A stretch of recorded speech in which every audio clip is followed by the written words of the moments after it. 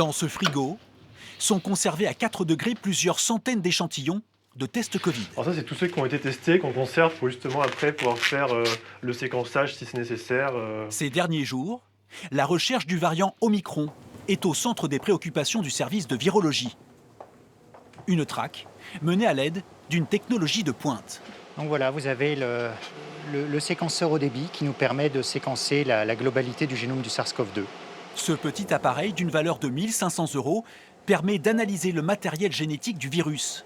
Un travail de patience où chaque échantillon doit être préparé pendant 2 jours avant que le séquenceur intervienne. Il va tourner pendant 24 heures pour séquencer et il y aura entre 36 et 48 heures d'analyse bioinformatique des données générées par le séquenceur afin ensuite de pouvoir poser un diagnostic.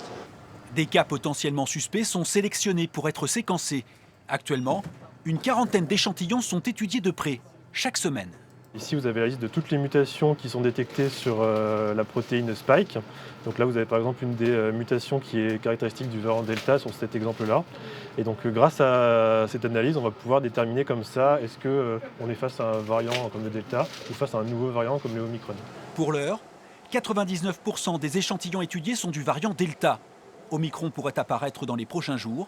Les spécialistes, eux, restent prudents. Depuis le début de la pandémie, on passe de variant en variant. On a eu l'inquiétude liée au variant britannique, on a eu l'inquiétude ensuite liée au variant Delta. On est maintenant au variant Omicron.